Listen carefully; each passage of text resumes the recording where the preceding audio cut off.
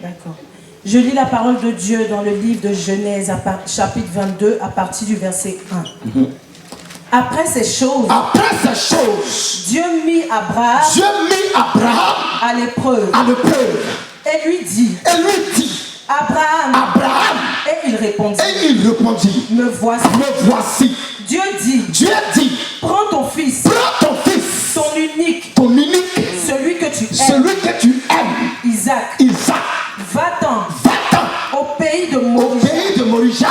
Et là, offre-le en holocauste sur l'une des montagnes que je te dirai. Maman, arrête-toi là d'abord. Vous voyez ce que Dieu demande à Abraham. Évangéliste. T'as combien d'enfants? 3.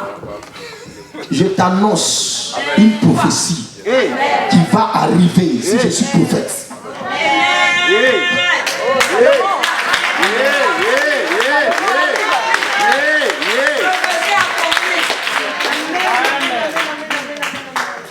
Je ne te parle pas en tant que ton beau, en tant que ton frère, mais je t'annonce cette prophétie.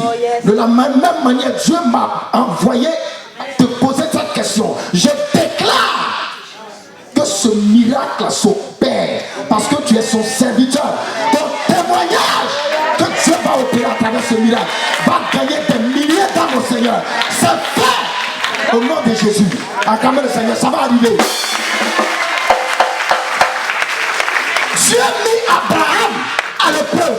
Vous voyez ce que Dieu demande à Abraham. Cet enfant-là, que Abraham a eu dans la douleur, Dieu dit à Abraham, va l'offrir. D'abord, entre nous ici, quand on te demande, va sacrifier quelqu'un, d'abord, c'est un meurtre. Dieu demande à Abraham de commettre un meurtre. De deux, Dieu demande à Abraham de tuer son propre fils. Ce problème-là ne pourra jamais être résolu dans la famille. D'abord, bon, je prends un exemple chez le naquis comme ça. Si on demande, on dit, bon, moi, d'aller offrir un de mes fils. C'est un exemple. Vous pensez que je vais m'en sortir? Les bêtés là vont me tuer. Les bêtés vont me tuer. En plus, l'unique, il va l'offrir en sacrifice. Dieu mit Abraham à l'épreuve. Tu veux aller à un nouveau départ. Tu veux aller à une autre dimension de gloire, de bénédiction. Mais est-ce que tu es prêt à franchir l'épreuve qui est devant toi? Le désert. Tu es prêt à traverser le désert. Tu es prêt à passer l'examen qui t'amènera à une autre dimension. Beaucoup de chrétiens, quand ils arrivent à cette étape, ils baissent les bras. Ils jettent l'éponge. Ils rétrogradent. C'est là il fait comme si dit marche arrière. Quand il vient, il fait 2 pas en arrière, il regarde devant. Est-ce que je peux contourner? Est-ce qu'il y a une piste pour contourner? On continue un peu, madame, maman. Verset 3. Verset 3. Abraham se leva de bon matin. Scella son âne. Et prit avec lui 2 serviteurs. Et son fils Isaac. Il fendit du bois. Pour l'holocauste. Et parti pour aller au lieu que Dieu lui avait dit. Verset 4. Le troisième jour, Abraham levant les yeux, vit le lieu de loin. Et Abraham dit à ses serviteurs, restez ici avec l'âne. Moi et le jeune homme, nous irons jusque là pour adorer. Et nous reviendrons auprès de vous. Vous voyez, c'est ça qu'on appelle la foi. Amen. Je suis venu te parler de la foi qui t'amènera à un niveau de part.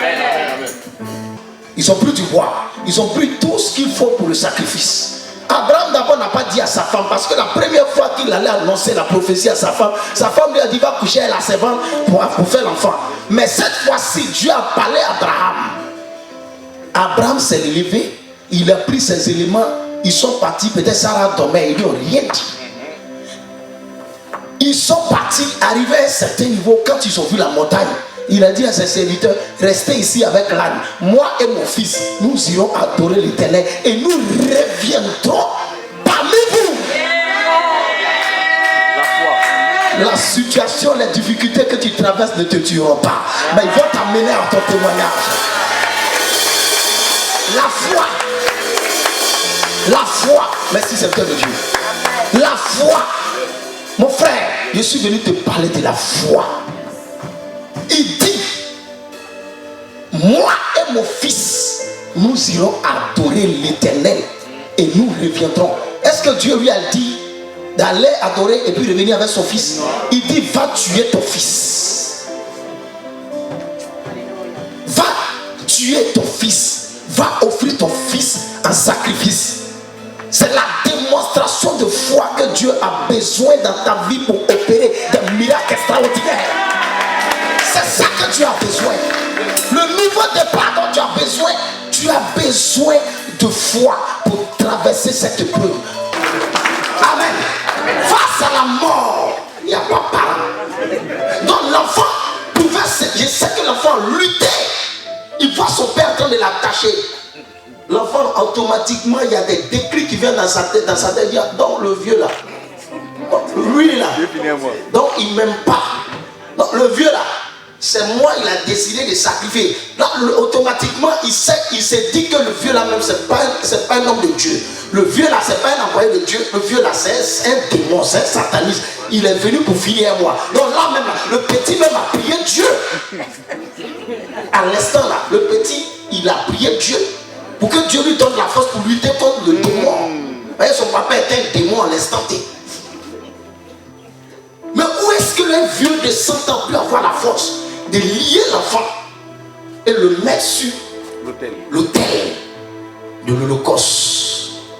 Abraham a pris le couteau. Il était prêt à passer à l'acte de preuve là. Alléluia. Amen. Combien de chrétiens qui reculent face à l'épreuve, qui ont reculé, qui ont fait qu'ils ont retardé les bénédictions, qui ont perdu les bénédictions, qui ont raté des bénédictions. Dis-moi, si tu étais prêt, si tu avais affronté cette épreuve, aujourd'hui là, peut-être tu allais être à un niveau très élevé. Un chrétien ne doit pas avoir peur. Il dit, si votre foi est comme un petit grain de s'élever, vous allez déplacer des montagnes. Abraham, qu'est-ce qui a donné de la force, Abraham, face aux épreuves? Qu'est-ce qui a donné du tonus, Abraham? C'est la foi. C'est pourquoi après cette épreuve, Dieu a nommé Abraham le père de la foi. C'est les difficultés que tu traverses, ton épreuve que tu vas traverser, que tu vas remporter, va te donner un nom.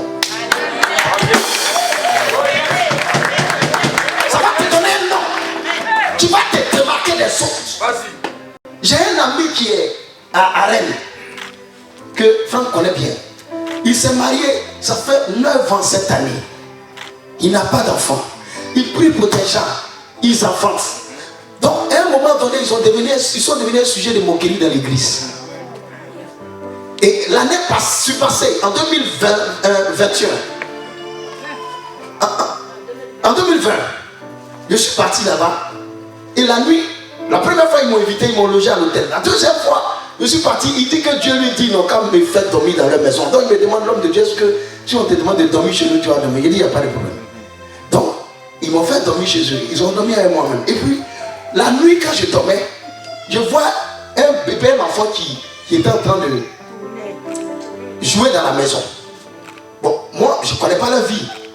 Donc, matin, je me réveille. J'étais avec eux. Puis, il lui a dit, j'ai vu un enfant qui tournait dans la maison, qui jouait, tout ça. Les deux ont commencé à se regarder. La femme coule des larmes. Ils m'ont expliqué le problème. Il est venu dans la cour avec moi. Quand on est arrivé dans leur cour, j'ai vu l'arbre de l'olivier. Et puis j'ai fait une déclaration. Je leur ai dit, avant 2 ans, Dieu va opérer le miracle.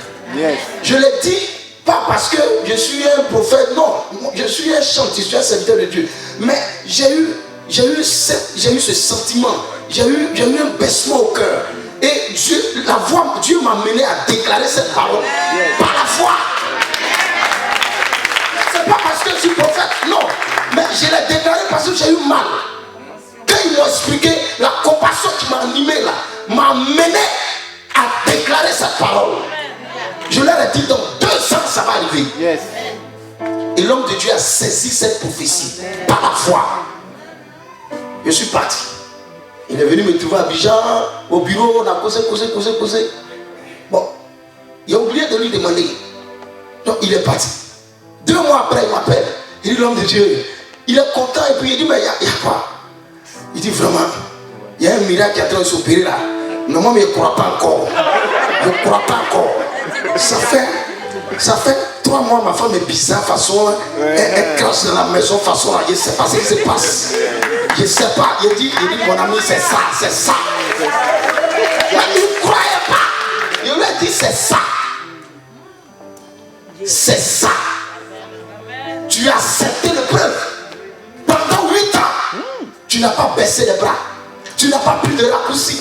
Il a des amis au travail qui lui disent, mais bon, ta femme, elle est stérile. Il y a des petites ici, il faut aller à côté de moi. Tu vas, si tu meurs là, c'est fini pour toi. Hein. Tu n'as rien laissé sur la terre.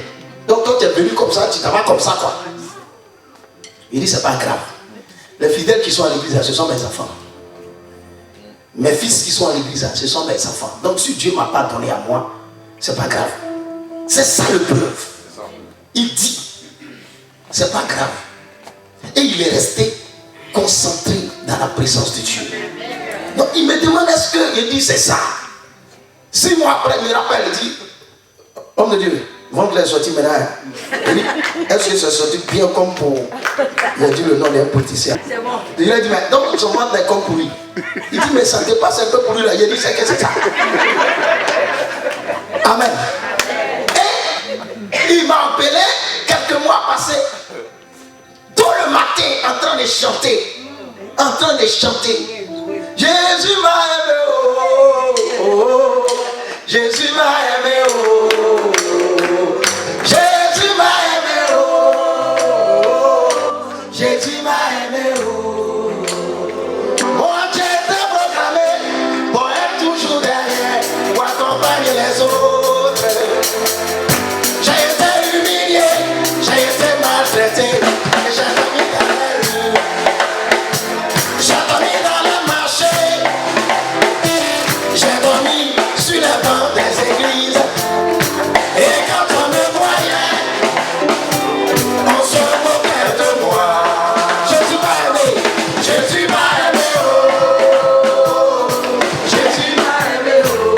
Jésus m'a aimé, Jésus m'a aimé, oh. Jésus m'a aimé, oh. Je ne savais pas qu'un jour j'allais voir le soleil. Je ne savais pas qu'un jour j'allais pouvoir lever ma tête. Je ne savais pas qu'un jour j'allais retrouver le sourire. Je passais mon temps pleurer, à me lamenter, sans savoir ce qui m'attendait. Il passait son temps pleurer, en son temps n'était pas mon temps. Le temps de Dieu est le meilleur. Aujourd'hui la pierre est jetée, la Kiro est devenue la principale. Je suis l'héritier du roi des rois. Où sont les héritiers du roi des rois? L'héritier du Tout-Puissant, co-héritier avec de Christ, l'héritier du